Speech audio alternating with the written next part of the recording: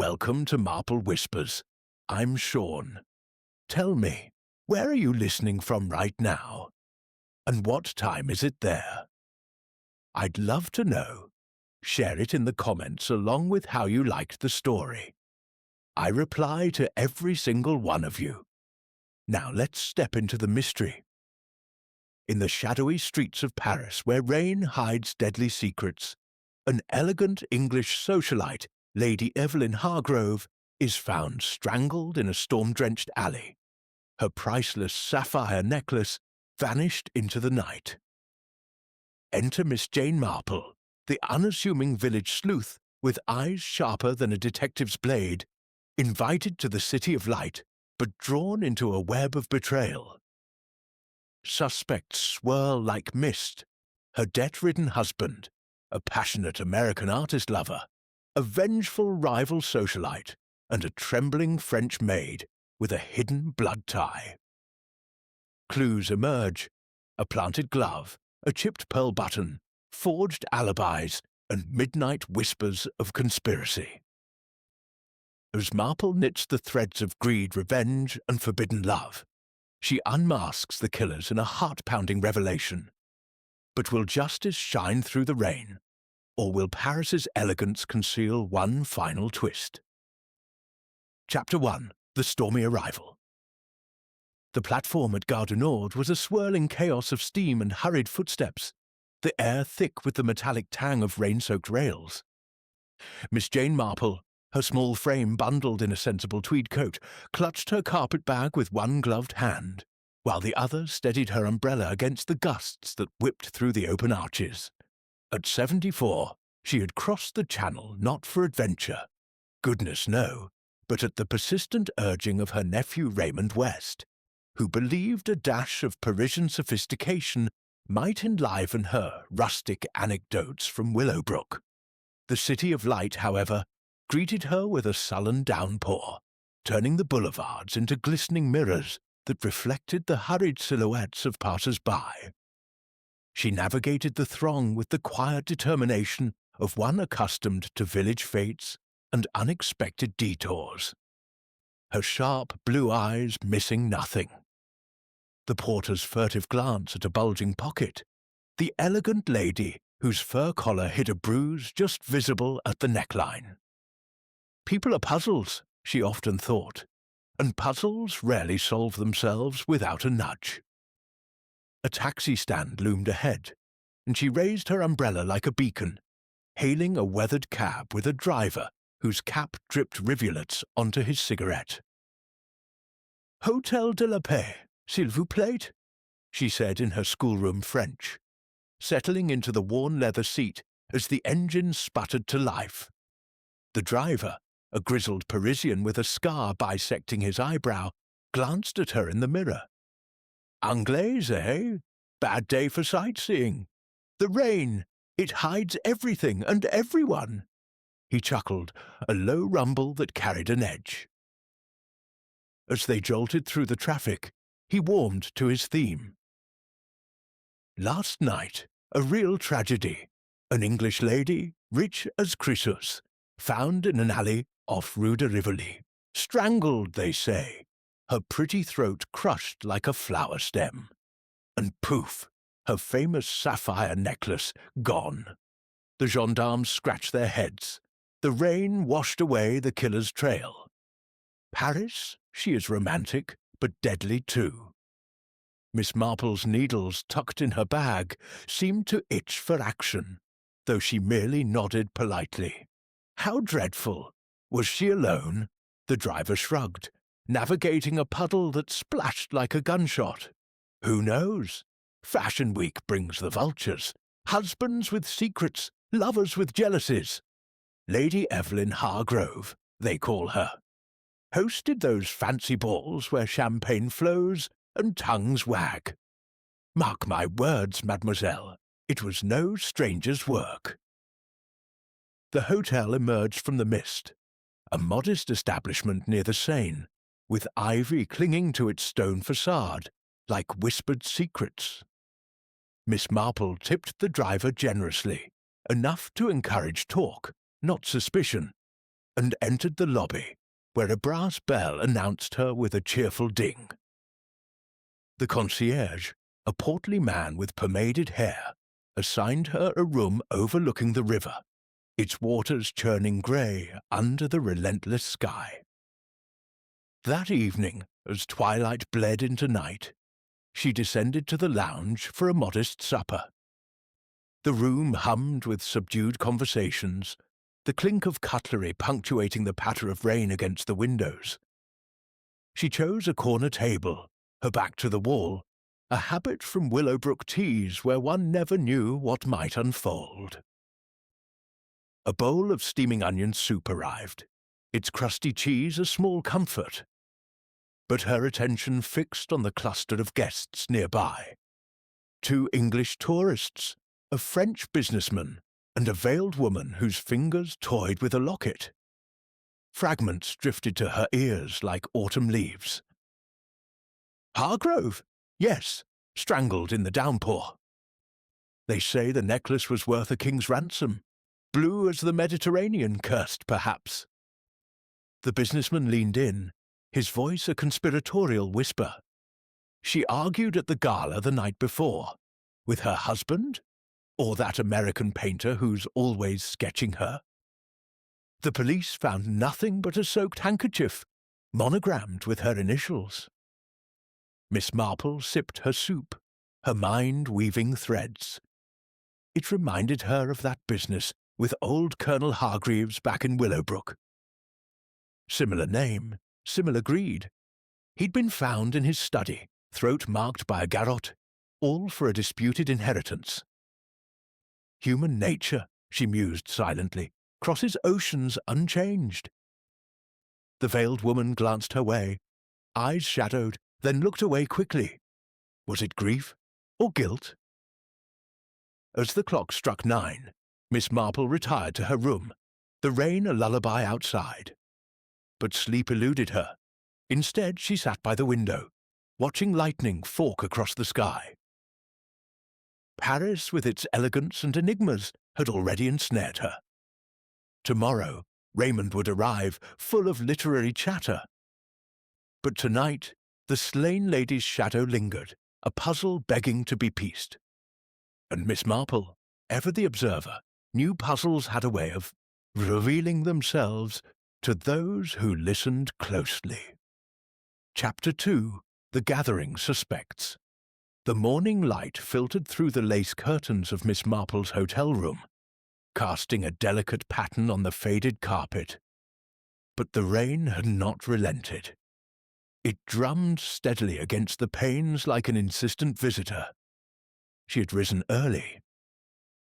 As was her habit, to a pot of weak tea and a croissant that crumbled more from age than buttery freshness. Raymond West arrived promptly at 10, his overcoat speckled with droplets, his face alight with that boyish enthusiasm she found both endearing and slightly exhausting. "Aunt Jane, you're a marvel for agreeing to this," he exclaimed, helping her into her coat. "The Hargrove affair has the whole city buzzing. My publisher knows the family vaguely, through some literary salon or other, and he's pulled strings for us to attend this informal assembly. Inspector Laurent will be there, grilling the lot of them. Think of it as research for one of my stories." Miss Marple smiled faintly, adjusting her hatpin. "Research, dear. Life provides its own plots, often more twisted than fiction." They stepped out into the drizzle, Raymond hailing a taxi with a flourish.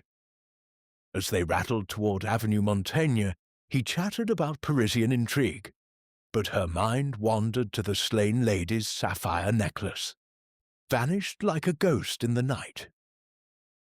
Jewels, she knew from Willowbrook's petty thefts, often sparkled with more than light. They illuminated a hidden desires. The Hargrove apartment occupied the top floor of a grand Haussmann building, its entrance guarded by a liveried doorman who eyed them suspiciously before admitting them to the lift. The doors opened onto a foyer adorned with gilt mirrors and vases of wilting lilies, their scent heavy in the air like unspoken grief. A butler, stiff as starch, ushered them into the salon, where a fire crackled fitfully in the marble hearth, doing little to dispel the chill. Inspector Laurent stood by the window, his waxed moustache twitching as he surveyed the room. A man in his 50s, with the build of a former boxer and eyes like polished obsidian, he exuded an air of methodical authority. "Mademoiselle Marple," he greeted her in accented English, his handshake firm but brief. "Your nephew speaks highly of your intuition. We are here to discuss the tragedy informally, before formal interrogations deepen." His gaze swept the assembled group, lingering on each with calculated indifference. Seated on a velvet settee was Sir Reginald Hargrove, the widower, his face a mask of aristocratic composure cracked by fatigue.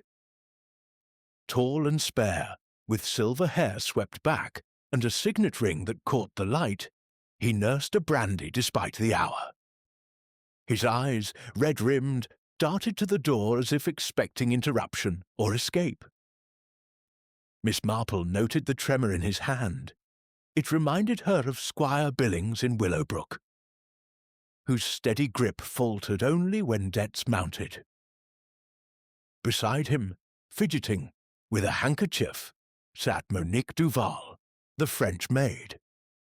A slight woman in her 30s, with dark hair pinned severely and a uniform that hung loosely on her frame, she avoided eye contact, her fingers twisting the fabric into knots. Her pallor suggested sleepless nights, and Miss Marple wondered at the faint bruise on her wrist, accidental or a mark of restraint. Across the room, lounging against a bookcase with studied nonchalance, was Victor Langford, the American artist. Handsome in a rugged way, with tousled brown hair and a jawline that spoke of determination, he sketched idly on a notepad, his charcoal-stained fingers moving with fluid grace. His eyes, however, held a flicker of something sharper, ambition perhaps or desperation. He glanced at Monique once, too quickly, and Miss Marple filed it away. Lovers' glances, she knew, often betrayed more than words. Completing the circle was Clara Beaumont, a rival socialite whose presence added a spark of volatility. A striking woman of 40, with auburn waves cascading over her shoulders and a gown that whispered of couture expense, she perched on an armchair like a queen in exile. Her smile was polished, but her green eyes narrowed when they fell on Sir Reginald. A hint of old venom surfacing. Miss Marple recalled the Willowbrook Flower Show feud between Mrs. Abernathy and Lady Thorne, smiles masking daggers. Tea was served on a silver tray, the china clinking softly as Monique poured with unsteady hands. The aroma of Darjeeling mingled with the lilies, creating a deceptive aura of civility. Inspector Laurent cleared his throat, pacing slowly. "We gather not for accusations, but clarity. Lady Evelyn was last seen leaving the gala at 11, alone in the rain. Her body was discovered at midnight, necklace absent. Alibis, s'il vous plaît." Sir Reginald spoke first, his voice clipped and cultured. "I was at the club, poker with associates. Returned home after 1. Evelyn and we had words earlier about expenses, trivial really." He sipped his brandy, avoiding the inspector's gaze. Miss Marple's knitting needles emerged from her bag, clicking rhythmically as she began a scarf. The sound seemed to unsettle him. His foot tapped once, then stilled. Victor set down his pencil. "I was in my studio, working on a commission. The concierge can vouch. I didn't leave until dawn." His sketch, Miss Marple noticed from her corner seat, depicted a woman's profile, eerily reminiscent of the deceased. A tribute, or a confession in lines? Clara laughed lightly, a sound like breaking glass. Darling Evelyn and I. We patched things up at the gala. That old spat over the dress design. Water under the bridge. I dined with friends afterward at Maxim's. Her fingers drummed on the armrest, belying the casual tone. Monique, refilling cups, spilled a drop on the saucer. Clara's eyes flashed irritation. As the conversation ebbed, Raymond leaned toward his aunt. Quite the cast, eh? Like one of Christie's ensembles. Miss Marple nodded, her eyes on Monique, who had retreated to the shadows, her handkerchief now damp. Indeed, dear, but ensembles reveal discords. Notice how Sir Reginald's ring is loose. He's lost weight, perhaps from worry. And Mr. Langford's sketch. The eyes are too alive for a mere memory. Inspector Laurent probed further, his questions probing like surgical instruments. The necklace, insured, non? And Madame Hargrove's will? Sir Reginald stiffened. Generous to charities, mostly. I inherit the estate, but debts, well, one manages. Victor interjected smoothly. Evelyn wore it that night for show. She mentioned a buyer. Discreet, you understand. Clara's composure slipped. Buyer. She bragged about it to spite me. Said it outshone my emeralds. The room tensed, unspoken accusations hanging like smoke. Monique murmured something in French, excusing herself briefly. Miss Marple caught the word mensonge. Lie. The inspector turned to the maid. You packed her jewels that evening. Anything amiss? Monique's voice trembled. Non, monsieur. Madame was agitated on the telephone. I heard her say, pay up, or I'll expose you. Then she left in a hurry. The revelation rippled through the group. Sir Reginald paled. Victor's pencil snapped. Miss Marple knitted on, her mind a whirl of connections. The telephone call, echoing the driver's tale, and Clara's gloves, peeking from her purse, one finger slightly torn. In Willowbrook, such details had unravelled the poison pen letters of Miss Hargrove. No relation, but the name stirred echoes. People weave their own webs, she thought, and trip on the threads. As the gathering wound down, Inspector Laurent dismissed them with warnings to remain in Paris. Raymond escorted his aunt out, the rain now a gentle mist. What do you make of it, Aunt Jane? She patted his arm. Much the same as Willowbrook, dear.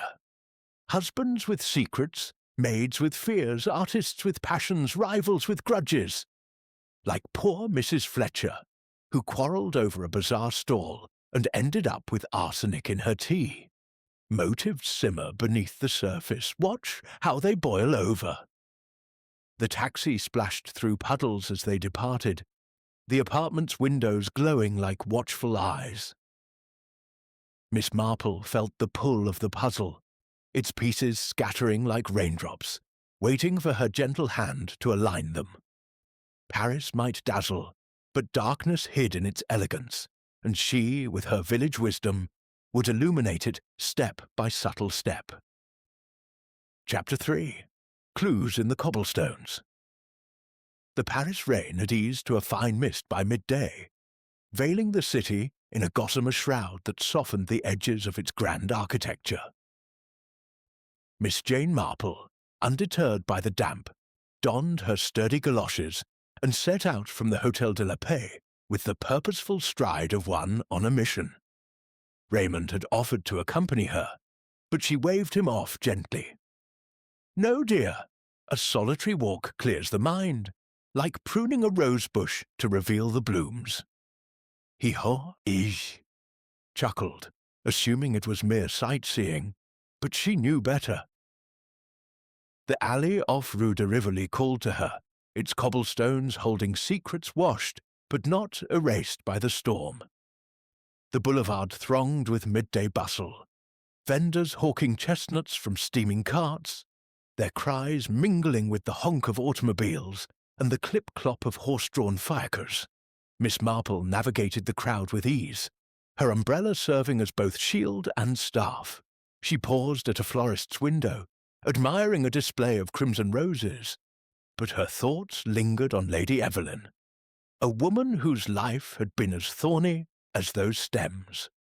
"Beauty often conceals barbs," she murmured, recalling the Willowbrook gardener's wife, whose prized blooms hid a poisonous envy that led to sabotage and scandal. Turning into the narrow alley, she found it cordoned with frayed police tape, fluttering like abandoned party streamers in the breeze. A lone gendarme stood guard, his uniform darkened by moisture, puffing on a Gauloise. He eyed her approach with mild curiosity. "Pardon, madame, restricted area." Miss Marple smiled disarmingly, her blue eyes twinkling beneath her hat brim. "Oh, just an old English lady paying respects. I knew the poor soul distantly, through mutual acquaintances."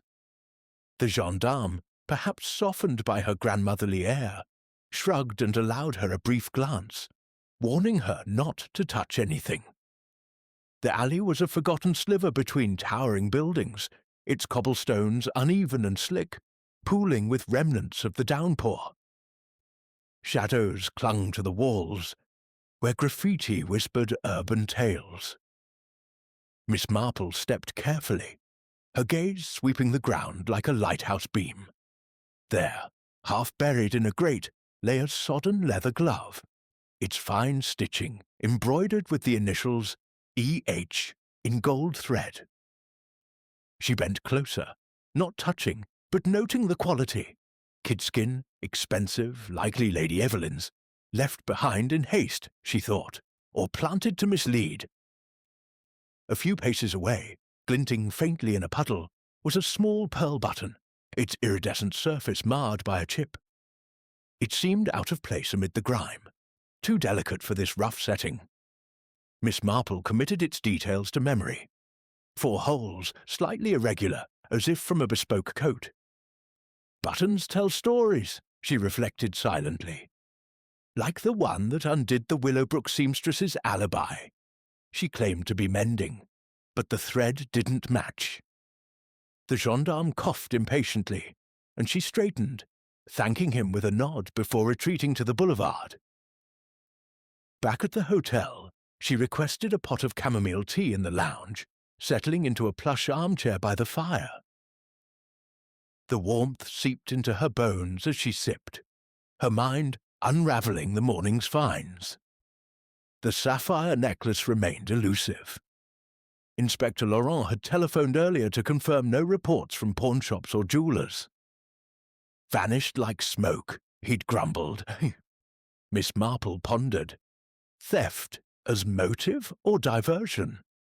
Jewels, in her experience, often masked deeper grievances. She recalled the Willowbrook locket affair, where a stolen bauble concealed a blackmail scheme. As the tea cooled, she sketched a mental map of the suspect's movements. Sir Reginald's club alibi, solid, but clubs had back doors. Victor's studio solitude. Artists worked late, but witnesses were scarce. Clara's dinner at Maxim's, fashionable, yet easily faked with a compliant waiter. And Monique, the maid, whose trembling hands suggested more than grief. The glove bore fingerprints, perhaps, but whose? Miss Marple's fingers itched for her knitting, but she resisted, focusing instead on the phone call Monique had mentioned.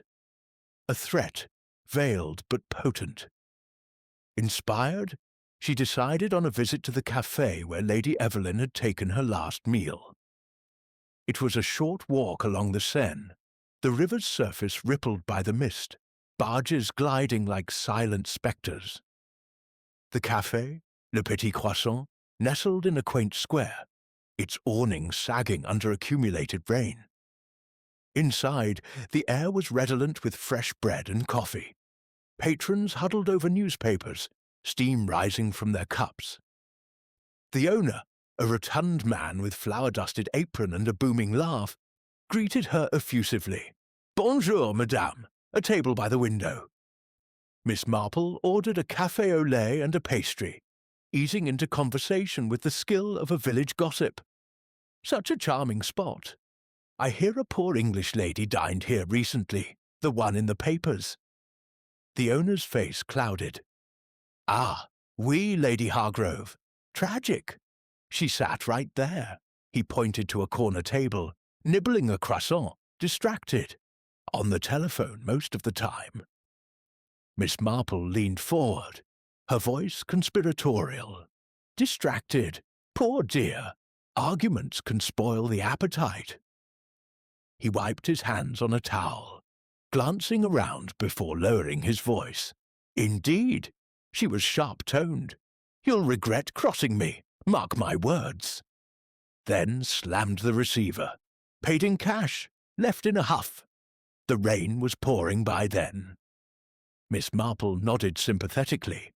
Anyone else notice? A companion, perhaps? The owner shook his head. Alone, madame, but earlier a gentleman lingered outside, tall, with a fedora pulled low. Didn't come in. This new detail sparked like a match in the dark. A watcher in the rain, stalker, or accomplice? She thanked him with a generous tip, stepping out into the square where pigeons cooed under eaves. The mist had thickened, blurring the outlines of passers-by, and she felt a prickle of unease. Paris, for all its glamour, harboured the same shadows as Willowbrook's lanes. Returning to the hotel, she encountered Raymond in the lobby, his arms laden with books from a nearby shop. Aunt Jane, you look like the cat that got the cream. Any Parisian revelations? She smiled enigmatically. Only that croissants crumble easily, dear, much like alibis. Up in her room, she spread a napkin on the table, jotting notes in her neat script. Glove, EH, but why discarded? Button, pearl, chipped from a coat? Phone threat to whom? Watcher outside cafe. Description matches Victor's height or Sir Reginald's. As afternoon waned, Inspector Laurent arrived unannounced, his moustache impeccably groomed despite the weather. Mademoiselle, your insights intrigue me. The laboratory confirms. The glove has Monique's prints inside, but smudged on the outside, as if handled by another. Miss Marple poured him tea from her pot. Smudged, you say? Like fingerprints overlaid. And the button? He raised an eyebrow. Button? We found no such thing. She described it precisely, watching his expression shift to respect. You have eagle eyes, mademoiselle. We'll search again. They discussed the cafe revelation. Laurent noted the phone records showed a call to Sir Reginald's club, but he claimed it was routine. Routine threats, Miss Marple queried mildly. Wives don't warn husbands lightly. Laurent stroked his moustache. Perhaps not, and this watcher, a lead worth pursuing. Left alone, Miss Marple gazed out at the Seine, now twilight-hued. The puzzle pieces shifted. A glove to frame the maid, a button from the killer's garb, a threat echoing old vendettas. It evoked the Willowbrook milliner's murder, where a stray feather pinpointed the culprit. Clues hide in plain sight, she thought, waiting for the right light.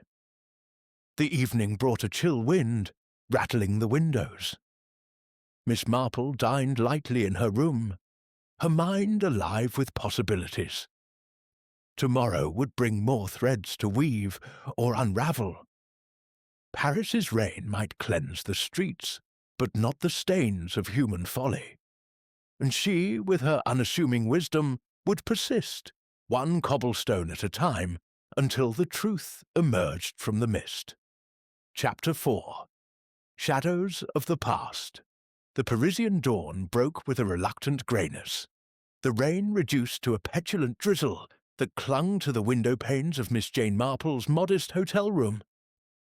She sat by the table, her knitting needles idle for once, as she sipped a cup of strong tea and reviewed the threads of the Hargrove mystery. The glove, the button, the overheard threat.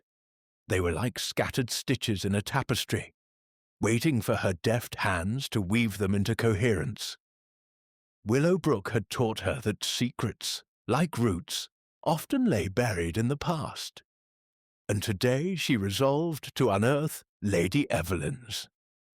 After a breakfast of toast and marmalade, she donned her coat and scarf, her umbrella of faithful companion, and ventured into the city. Raymond, still abed after a late night of literary debates, had left her a note promising to join her later. "Best I go alone," she murmured, stepping into the misty streets. "Gossip flows freer without eager ears." Her destination was the Hotel de la Paix's staff quarters, where the chambermaids and porters, those silent observers of human drama, might hold fragments of truth. In the cramped kitchen behind the lobby, she found Madame Leclerc, a stout housekeeper with a face creased by years and discretion. Offering a tin of English biscuits as a goodwill gesture, Miss Marple eased into conversation with the skill of a village confidante. "Such a tragedy, Lady Hargrove's death," she began, her tone gentle. "She stayed here often, I presume?" Madame Leclerc wiped floury hands on her apron, her eyes narrowing but softening at the biscuits. "Oui, mademoiselle. Every season for the galas. A grand lady, but sharp, like a knife in velvet." Probing delicately, Miss Marple learned that Lady Evelyn had been a fixture in Paris's high society, her visits marked by lavish spending and whispered scandals. Her husband, Sir Reginald, he gambled, no? Cards, horses, debts piled high. Last month, he sold a painting from their collection, a Renoir, to settle a creditor. She was furious. I heard her scold him in the corridor. Miss Marple nodded, recalling the Willowbrook squire who pawned family silver to cover betting losses only to face his wife's wrath. And her companions? She entertained many. Madame Leclerc hesitated, then leaned closer. "That artist, Monsieur Langford, he visited her suite. Private sittings, they said, for a portrait. But the way he looked at her, not just art, I think." Her voice dropped to a whisper. "And Madame Beaumont, Clara, she came once, months ago. They argued, loud enough to wake the night porter. Something about a London scandal, a duke's disgrace." Miss Marple's eyes twinkled. A spurned rival, a lover's gaze, motives as old as time. Leaving the kitchen with thanks, she strolled to a nearby patisserie to ponder over a café crème. The staff's tales painted Lady Evelyn as a woman of contradictions, generous yet vindictive, charming yet ruthless. The London scandal intrigued her. It suggested Clara Beaumont's polished veneer hid a festering wound. Like Mrs. Harrow in Willowbrook, she mused, who smiled at church but spread lies to ruin her rival's marriage. Sipping her coffee, she jotted notes on a napkin. Sir Reginald, debts, insurance. Victor, lover, opportunist. Clara, revenge for exposure. Midday found her at the Hargrove apartment, where Monique Duval, the maid, was polishing silver in the pantry. Miss Marple, admitted by a distracted butler, approached with her usual disarming warmth. "Monique, my dear, you must be weary with all this sorrow." The maid's hands faltered, a spoon clattering softly.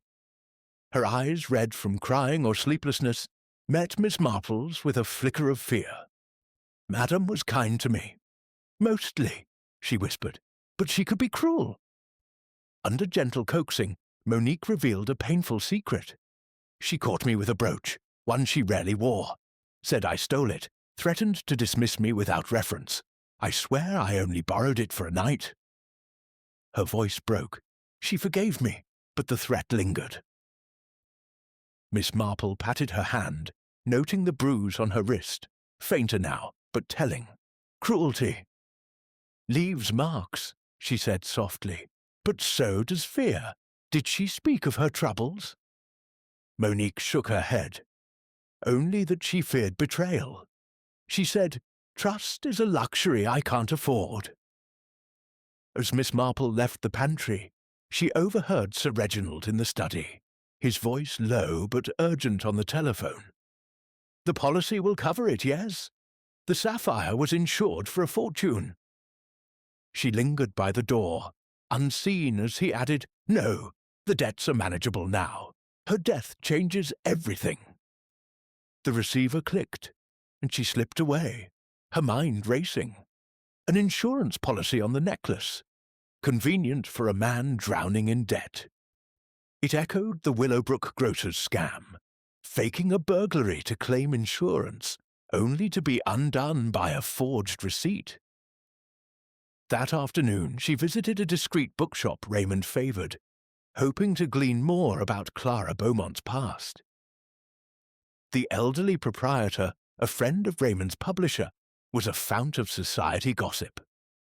Over a dusty volume of Proust he confided, Clara Beaumont was the toast of London until Lady Evelyn exposed her liaison with a married duke, cost her a fortune in settlements and her standing among the peerage. She fled to Paris, but resentment festers not. Miss Marple nodded, her memory flashing to the Willowbrook vicar's sister, whose ruined reputation drove her to sabotage a rival's garden. Returning to the hotel, she found a telegram waiting, addressed to Sir Reginald, but delivered mistakenly to her room. Its contents were brief. "Debts settled. Proceed as planned." The sender's name was obscured, but the implications were clear. She tucked it away, intending to pass it to Inspector Laurent, but not before considering its weight. Debts settled by death, she thought, or by design. As evening descended, the drizzle turned to a steady patter, cloaking Paris in a restless murmur. Miss Marple dined alone in the hotel restaurant, a simple plate of coq au vin, her eyes scanning the room. A figure lingered at the bar. A woman, veiled, her posture tense. Clara Beaumont, or a stranger drawn to the tragedy? The veil obscured her face, but her gloves caught the light. One finger frayed, missing a button. Miss Marple's pulse quickened. The pearl button from the alley flashed in her mind. She retired to her room, the city's lights blurred by rain. Spreading her notes across the desk, she traced the connections: Sir Reginald's debts, Victor's intimacy, Clara's vendetta, Monique's fear. The telegram hinted at conspiracy, the glove at misdirection. Shadows cast long webs, she mused, recalling the Willowbrook seamstress who wove lies to hide her theft. The sapphire necklace, insured and vanished, was a glittering decoy, but for what deeper crime? Inspector Laurent's call came late, his voice clipped. "Mademoiselle, we've traced the phone call from the café. It went to a private line. Victor Langford's studio." Miss Marple's needles now, retrieved, clicked softly. "Interesting, Inspector. And the button I mentioned?" A pause. "Recovered today near the glove. You were right. It's bespoke, likely from a lady's coat." She smiled into the receiver. "Clues, like breadcrumbs, led somewhere. We must follow carefully." As she hung up, the rain intensified, a symphony of secrets against the glass. Lady Evelyn's past, her betrayals, her enemies, loomed larger, each suspect a shadow in the mist. Miss Marple knew the truth lay not in grand gestures, but in these quiet details, waiting to be stitched into clarity. Tomorrow she would tug another thread, and Paris's dark elegance would yield its hidden heart. Chapter 5. The Midnight Rendezvous. The Parisian night pressed against Miss Jane Marple's hotel window, the rain now a fierce staccato, drumming like the pulse of a city restless with secrets. Sleep, usually a faithful companion, eluded her. The threads of Lady Evelyn Hargrove's murder wove too tightly through her thoughts. The glove with Monique's fingerprints, the chipped pearl button, the cryptic telegram, the cafe phone call to Victor Langford's studio. Each was a bead on a rosary of suspicion, and Miss Marple's mind, sharp as ever at 74, turned them over with relentless precision. Willowbrook's quiet dramas had honed her instincts, and Paris, for all its grandeur, was proving no different in its human frailties. She sat by the window, a shawl draped over her shoulders, her knitting untouched on the table. The Seine glittered faintly below, its surface fractured by raindrops, but her gaze fixed on the Hargrove apartment across the street, its windows aglow like wary eyes. A flicker of movement caught her attention. A figure, cloaked in shadow, slipped out the side entrance, hat pulled low against the downpour. Something in the stride, purposeful yet cautious, stirred her curiosity. "Restless souls move at night," she murmured, recalling the Willowbrook poacher who crept through alleys to hide his thefts. Without hesitation, she donned her coat, seized her umbrella, and descended to the street, her heart quickening with the thrill of pursuit. The rain stung her face as she followed at a discreet distance, her steps muffled by the storm. The figure turned onto a narrow street, then ducked into a dimly lit bistro, its sign, Le Chat Noir, swaying in the wind. Miss Marple paused, her umbrella angled to shield her face, and peered through the fogged window. The figure removed his hat, revealing Victor Langford's tousled hair and angular profile. He slid into a booth opposite another figure, Clara Beaumont, her auburn curls unmistakable, even in the low light. Miss Marple's pulse quickened. A midnight meeting was no coincidence in a murder's aftermath. Slipping inside, she chose a corner table, half hidden by a rack of newspapers, and ordered a tisane to justify her presence. The bistro hummed with subdued chatter, cigarette smoke, curling like spectres in the air. Victor leaned close to Clara, his voice a low murmur, but Miss Marple's keen ears caught fragments. "The necklace is key," he said, his charcoal-stained fingers tapping the table. With it gone, suspicion falls on the maid. Clara's gloved hand, missing a button, Miss Marple noted, brushed his arm. "As long as they don't look too closely at us," she replied, her tone sharp as cut glass. "Evelyn's threats are silenced now." Miss Marple sipped her tisane, her mind racing. The necklace as a diversion, not the motive. It echoed the Willowbrook locket theft, where a stolen trinket masked a deeper betrayal. Clara's glove, frayed at the finger, matched the pearl button from the alley, a clue now burning bright in her thoughts.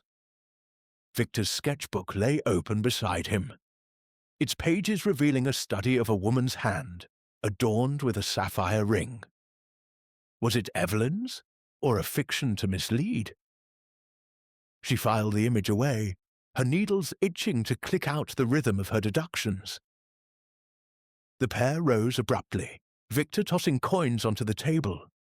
Miss Marple shrank behind her newspaper as they passed, Clara's perfume, a heavy jasmine, lingering like a warning.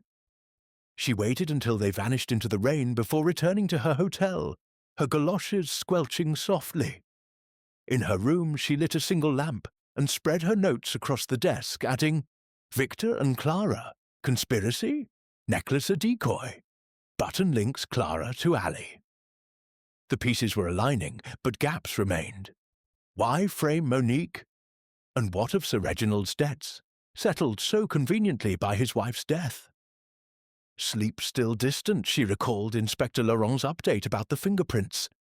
Monique's inside the glove, smudged outside by another's touch.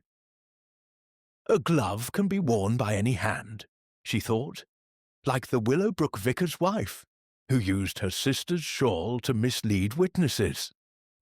The telephone call to Victor's studio nagged at her. Had Evelyn confronted him? Or was it a ruse to lure her to the alley? And the watcher outside the cafe, described as tall with a fedora. Victor's build, perhaps, but Sir Reginald's shadow loomed too. Morning brought a call from Raymond, his voice bright with news. Aunt Jane, Laurent's digging into the insurance policy. The Sapphire was insured for £50,000, enough to clear Sir Reginald's debts twice over. Miss Marple nodded into the receiver. Money buys motives, dear, and the artist's alibi?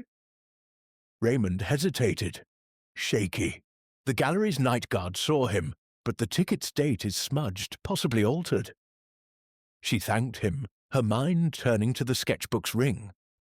Artists paint what they know, she mused, or what they wish to hide. Determined to test a hunch, she visited Victor's studio, a loft near Montmartre, where canvases leaned like silent witnesses. He greeted her with a wary charm, offering coffee as she admired his work. A portrait of Lady Evelyn, her eyes alive with defiance. You captured her spirit, Miss Marple said, her tone disarming. Did she sit for you often? Victor's smile faltered. A few times she was demanding. His fingers brushed a canvas corner, revealing a hidden sketch of a sapphire necklace, its clasp distinctively flawed. A study for her portrait, he said quickly. But Miss Marple's eyes lingered. A flaw known only to jewelers, or a killer. As she left, a street vendor's cry pierced the air. Sapphires for luck! It prompted a detour to a jeweller on Place Vendôme, a discreet shop where Lady Evelyn had been a client. The proprietor, a bespectacled man with a penchant for gossip, confirmed the necklace's unique feature, a chipped stone, rare and identifiable. She refused to repair it, he said it gave character. Miss Marple thanked him, her mind alight. A chipped sapphire, hidden in plain sight, could unmask the thief or the murderer. Back at the hotel, Inspector Laurent arrived, his moustache bristling with frustration. Mademoiselle, the smudged fingerprints suggest the glove was planted. And the cafe watcher? A witness claims he saw a man in a fedora, arguing with a woman in the rain, near the alley. Miss Marple's needles, now in hand, clicked softly.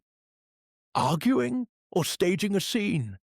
The necklace's flaw is key, Inspector. Find it, and you find your killer's trail. He nodded, impressed despite himself. You see much, for an outsider. Night fell, the rain a relentless chorus. Miss Marple sat by her window. The city's lights blurred into halos. Victor and Clara's rendezvous suggested collusion, but Sir Reginald's telegram, debts settled, hinted at his own game.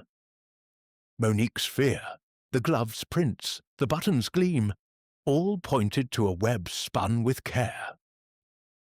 Like the Willowbrook baker, she thought, who staged a theft to hide his smuggling, only to trip on a flour-dusted boot. The truth was near, lurking in the shadows of motive and misdirection. Tomorrow she would step closer, her quiet steps echoing louder than the Paris rain. Chapter 6. Twists in the Mist. The Parisian dawn crept in with a heavy fog. The rain now a ghostly veil that blurred the spires and rooftops into indistinct shapes. Miss Jane Marple sat at her hotel window, the Hôtel de la Paix's faded curtains framing a city that seemed to hold its breath. Her knitting lay abandoned. The skein of wool, a silent witness to her restless thoughts. The threads of Lady Evelyn Hargrove's murder. Victor and Clara's clandestine meeting, the planted glove, the chipped pearl button, the damning telegram, twisted like the Seine's currents. Each clue a ripple, leading to deeper waters. Willowbrook's quiet intrigues had sharpened her for such moments. And Paris, with its polished facades, was merely a grander stage for human folly. Over a frugal breakfast of poached egg and tea, she reviewed her notes, her neat script capturing the suspect's shifting masks. Sir Reginald's debts, Victor's flawed alibi, Clara's vengeful past, Monique's hidden lineage. They formed a pattern, but the centre remained elusive. Truth hides in the corners, she mused, recalling the Willowbrook postmistress, whose forged stamps betrayed a lover's blackmail. Today, she would tug at the loose ends, starting with Monique's confession of being Lady Evelyn's illegitimate daughter, a secret as potent as poison. She ventured to the Hargrove apartment under a sky thick with mist, her umbrella a shield against the damp that clung to her tweed coat. The butler, weary and distracted, admitted her without question, and she found Monique in the drawing-room, folding linens with mechanical precision. The maid's eyes, shadowed by exhaustion, widened at Miss Marple's approach. "Mademoiselle, you return? Why?" Her voice held a tremor, like a leaf caught in the wind. "Only to chat, dear," Miss Marple said, settling into a chair with her disarming smile. "Secrets weigh heavy, don't they? You mentioned your mother, Lady Evelyn, promised you an inheritance." Monique's hands stilled, a napkin slipping to the floor. "Oui, she said I'd be cared for, but only in private. The will, it names Sir Reginald. I get nothing unless he chooses." Her voice cracked, bitterness seeping through. Miss Marple nodded, her mind flashing to the Willowbrook orphan who discovered her parentage only to face betrayal. And did she ever speak of enemies? Someone who wished her harm? Monique hesitated, then whispered, she feared Clara Beaumont. They clashed in London. Madame exposed her scandal, ruined her. Clara never forgave. Miss Marple's eyes twinkled. The pieces aligned with the bookshop gossip. But Monique's fear suggested more. And Victor Langford? Did he know your secret? The maid shook her head, but her gaze darted to a portrait on the wall. Lady Evelyn's, painted by Victor, its sapphire necklace gleaming with that telltale chip. Leaving the apartment, Miss Marple walked along the Seine, the fog muffling the city's pulse. She sought out Inspector Laurent at the prefecture, where he greeted her with a grudging respect. "Mademoiselle, your button was a find, bespoke, from a couture coat. We're tracing its maker. And the necklace? No trace in the black markets." Miss Marple's needles, tucked in her bag, seemed to pulse with anticipation. "Perhaps it's closer than you think, Inspector. Victor's studio holds more than art." Her next stop was a return to Victor's Montmartre loft, where the scent of turpentine hung heavy. He was framing a canvas, his movements tense, as if expecting interruption. "Miss Marple, twice in 2 days? I'm flattered." His charm was strained, his eyes wary. She admired a still life, then asked casually, "Your gallery alibi? Such a pity about the tickets. Smudge. Ink can be so unreliable." His jaw tightened, but he laughed it off. "A clerical error, nothing more. I was sketching till dawn." She nodded, her gaze drifting to a covered easel. "May I see your latest?" Before he could protest, she lifted the cloth, revealing a half-finished sketch of the sapphire necklace, its clasp meticulously detailed. "Remarkable accuracy," she said softly, "almost as if you held it recently." Victor's hand twitched, and she noted a fresh cut on his knuckle. Recent, perhaps from a struggle. "A study for a client," he muttered, covering the canvas. Miss Marple smiled, but her mind raced. The necklace, hidden or sold, was his Achilles' heel. The fog thickened as she returned to the hotel, her thoughts turning to Sir Reginald. His confession of a marital spat, coupled with the telegram, "Debts settled," painted him as a man with much to gain.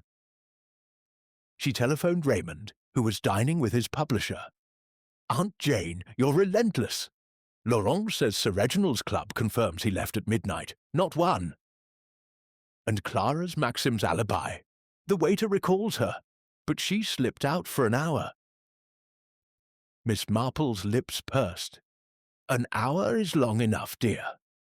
Like the Willowbrook chemist, who vanished briefly to tamper with a prescription." That evening she visited a jeweller recommended by the Place Vendôme proprietor, a specialist in rare gems. The shop, tucked in a quiet arcade, gleamed with understated wealth. The jeweller, a wiry man with a loop dangling from his neck, examined a drawing Miss Marple had sketched of the necklace's flawed clasp. "Unique, madame," he confirmed. "A chip like that would be known to any buyer. If it surfaces, I'll hear of it." She thanked him, her certainty growing. The necklace was not stolen for profit, but to obscure a darker purpose. Back at the hotel, a chance encounter in the lobby deepened the mystery. Clara Beaumont, entering with a swish of silk, nearly collided with Miss Marple. "Oh, pardon," Clara said, her smile tight. Her coat, a deep emerald, caught Miss Marple's eye. Its buttons were pearl, but one was missing, the thread frayed. "A lovely coat," Miss Marple remarked, "though it seems to have lost a button." Clara's hand flew to the hem, her composure slipping for a fraction. "Clumsy of me," she said, hurrying away. Miss Marple's heart quickened. The alley's button was no coincidence. In her room, she spread her notes under the lamp's glow, the fog outside pressing like a conspirator. Victor's sketch, Clara's coat, Monique's secret, Sir Reginald's debts. They wove a net, but the fish was slippery. The telephone rang. Inspector Laurent's voice was taut. "Mademoiselle, we found a witness, a street cleaner, who saw a woman in a green coat near the alley, arguing with Lady Evelyn. And Victor's ticket, forged, the ink fresh." Miss Marple's needles clicked. A metronome to her. Thoughts? "The fog hides, but it also reveals, Inspector. Search Victor's studio again. Look for the necklace's hiding place." As she hung up, the Seine's mist seemed to seep into the room, curling around her deductions. Clara's vendetta, Victor's complicity, Monique's framed glove, Sir Reginald's convenient fortune. They were players in a deadly dance, like the Willowbrook organist, she thought, who played hymns to cover his thefts, only to be caught by a misplaced note. The truth was close, its silhouette sharpening in the mist.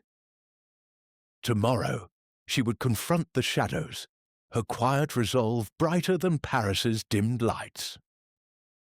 Chapter 7. The revelation. The fog had lifted by morning, leaving Paris bathed in a pale, reluctant sunlight that gleamed off the wet cobblestones like a confession half-spoken. Miss Jane Marple sat in her room at the Hôtel de la Paix, her breakfast tray untouched save for a cup of cooling tea. Her notes, spread across the table, were a map of motives and misdirections, Clara's missing button, Victor's forged ticket, Monique's planted glove, Sir Reginald's convenient insurance. The threads of Lady Evelyn Hargrove's murder were knitting together. And today, Miss Marple knew, the pattern would emerge. Willowbrook's quiet scandals had taught her that truth, like a stubborn stitch, required patience to reveal, yet reveal it would in the right light. Inspector Laurent had telephoned at dawn, his voice taut with urgency. "Mademoiselle, we searched Langford's studio again. Hidden in a paint box, we found a velvet pouch, empty but lined with sapphire dust, and the coatmaker confirms the pearl button matches Clara Beaumont's emerald ensemble. Miss Marple's needles resting in her lap seemed to hum with satisfaction. A paint box is a clever hiding place, Inspector, but not clever enough. Call the suspects to the Hargrove apartment this afternoon. I believe we're ready to unravel this knot. She spent the morning walking the Seine's banks, the river's sparkle mirroring her clarity. The clues, Victor's sketch of the flawed necklace, Clara's frayed glove, the street cleaner's sighting, pointed to a conspiracy. But Sir Reginald's debts and Monique's secret lineage muddied the waters. Like the Willowbrook miller, she mused, who hid stolen grain in his flour sacks, only to be betrayed by a single husk. The sapphire, she suspected, was a decoy, its absence masking a deeper vengeance. At 2 o'clock she arrived at the Hargrove apartment on Avenue Montaigne, her tweed coat damp from a fresh drizzle. The salon was a stage set for drama. Sir Reginald stood by the fireplace, his face a mask of strained dignity. Victor lounged near a window, sketching nervously. Clara perched on a velvet chair, her green coat conspicuously absent. And Monique hovered by the tea tray, her eyes darting like a trapped bird's. Inspector Laurent, his moustache impeccably waxed, nodded to Miss Marple, who took her usual corner seat, her knitting a quiet prop. "Thank you for coming," Laurent began, his tone measured. "We have new evidence in Lady Evelyn's murder." "But Mademoiselle Marple has observations." He gestured to her, and all eyes turned, some with curiosity, others with dread. Miss Marple set her needles aside, her voice soft but commanding. "Murder, like a poorly darned sock, unravels when you tug the right thread." This was no random theft, but a crime of revenge woven with care. She began with the necklace.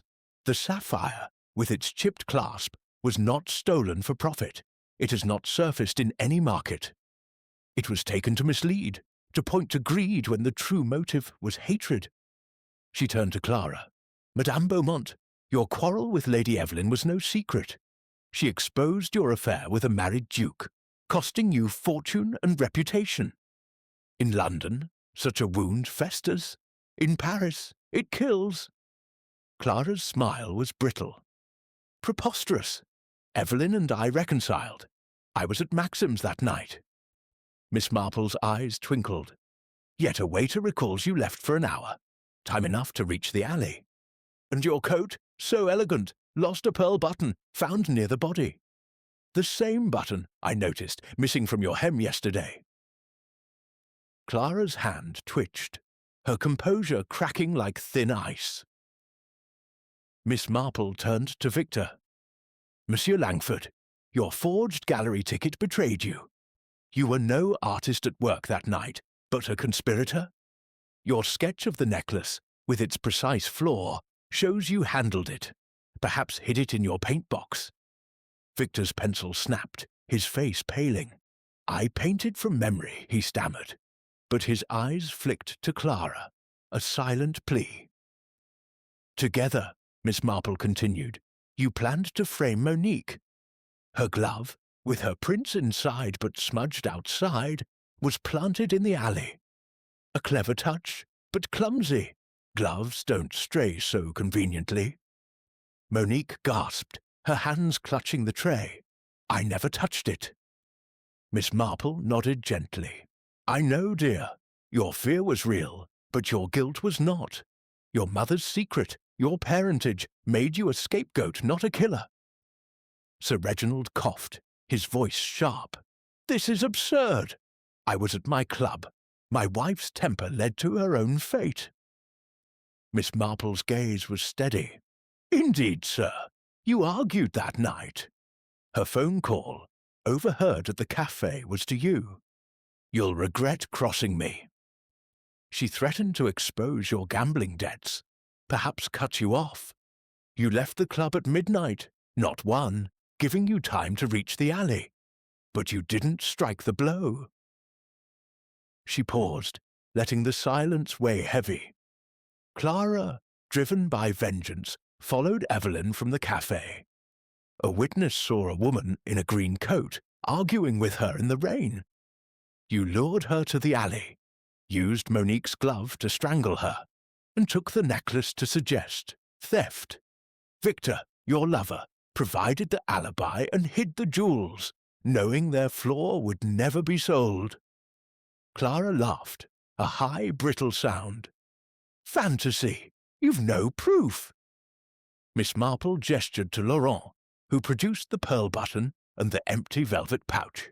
The button matches your coat, madame, and the pouch, found in Victor's studio, bears sapphire dust, proof you handled the necklace. Victor slumped, his defiance crumbling. It was her idea, he muttered. Evelyn was going to ruin us both. Clara's reputation, my career. We had no choice. Laurent stepped forward, his handcuffs glinting. Madame Beaumont, Monsieur Langford, you are under arrest. Clara's face twisted, but she said nothing as the gendarmes led them away. Sir Reginald sagged, his relief tinged with shame. Monique, tears streaming, whispered, Thank you, mademoiselle. Miss Marple patted her hand. Truth mends wounds, dear, though it stings. As the room emptied, Laurent lingered, his moustache twitching with admiration. Mademoiselle, you see what we miss. The necklace, where is it? Miss Marple smiled faintly. Search Victor's studio floorboards.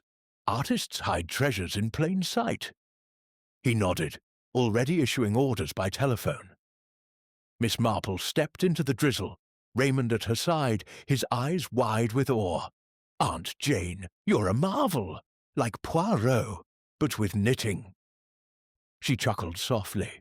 No, dear, just an old lady who listens. Paris or Willowbrook, people are the same. Greed, love, revenge, all tangled like wool. The sapphire, she knew, would be found, its chipped clasp a final testament to her deductions. The case was closed, but the city's pulse beat on, its secrets merely waiting for the next rain to wash them bare. Chapter 8. Echoes in the Rain. The Parisian sky had cleared to a tentative blue. By the time Miss Jane Marple prepared to depart, the rain reduced to a memory that lingered in the city's glistening streets. From her window at the Hôtel de la Paix, she watched the Seine flow serenely, its surface reflecting the spires of Notre Dame like a painter's afterthought. Her knitting, now resumed, lay in her lap, the scarf a quiet testament to a case unravelled. The arrest of Clara Beaumont and Victor Langford had lifted the veil on Lady Evelyn Hargrove's murder, yet the echoes of human frailty resonated still, as they had in Willowbrook's humbler lanes. Paris, for all its elegance, was but a mirror to the heart's darker corners. The morning brought confirmation from Inspector Laurent, his voice crackling through the telephone with a mix of triumph and deference. Mademoiselle, you were right again. The sapphire necklace, found beneath a loose floorboard in Langford's studio, its chipped clasp unmistakable. The gendarmes recovered it an hour ago. Miss Marple's needles clicked softly, a rhythm of satisfaction. I'm glad, Inspector. Jewels, like secrets, are rarely lost. They're only hidden. Laurent chuckled, a rare warmth in his tone. Paris owes you, mademoiselle. Your train leaves at noon, oui? Safe travels. She packed her carpet-bag with care, folding her notes alongside her woolens. The clues, Clara's pearl button, Victor's forged ticket, the planted glove, the overheard threats, had woven a tapestry of vengeance, now neatly stitched. Yet, as she fastened her bag, her thoughts lingered on Monique Duval, the maid whose secret lineage had nearly made her a scapegoat, and Sir Reginald, whose debts had cast a shadow but not a noose. Human nature, she mused, is a tangle of greed and guilt, no matter the city. Raymond West arrived to escort her to Gare du Nord. his literary enthusiasm undimmed by the case's resolution. "Aunt Jane, you've outdone yourself. A Parisian murder solved with village wisdom. My publishers clamouring for the story." She smiled, adjusting her hatpin as they stepped into the bustling street. "Write it as fiction, dear, but leave out the knitting. It confuses people." He laughed, hailing a taxi that splashed through lingering puddles, the driver humming a chanson under his breath. At the station, the platform teemed with travellers, their voices a symphony of farewells and reunions. Miss Marple paused by a newsstand, where headlines screamed of the Hargrove case, "Socialites Killer Caught," and "Sapphire Scandal Rocks Paris."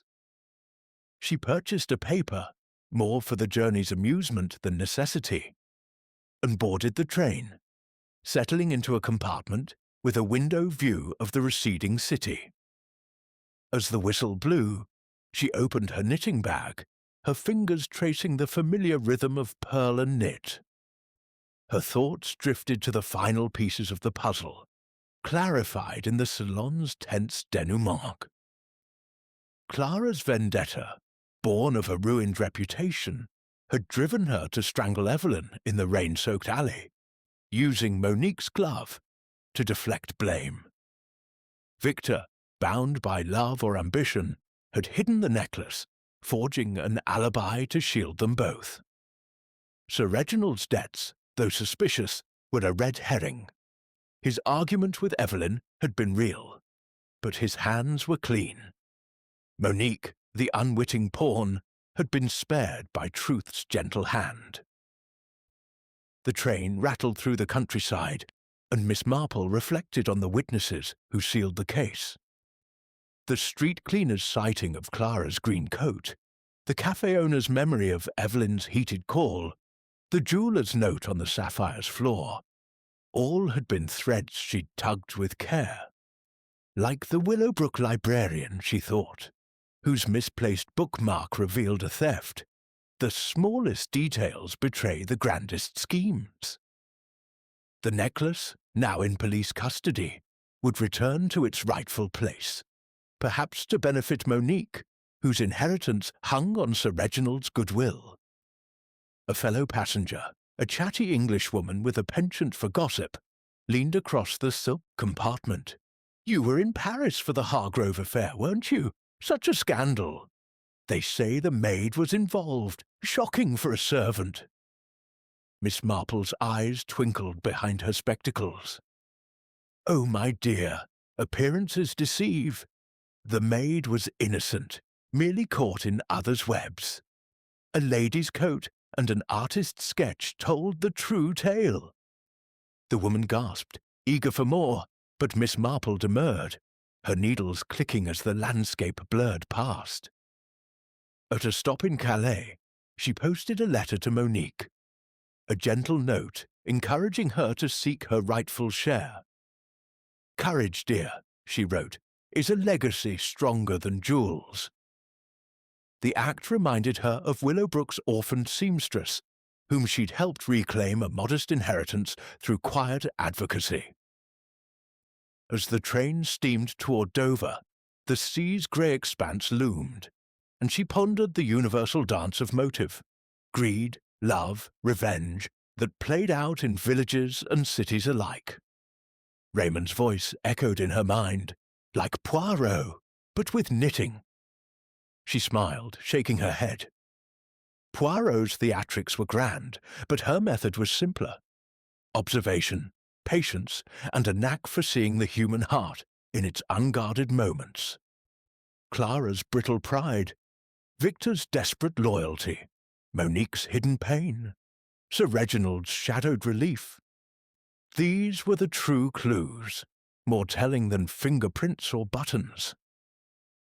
As the English coast appeared, she closed her knitting bag, the scarf nearly complete.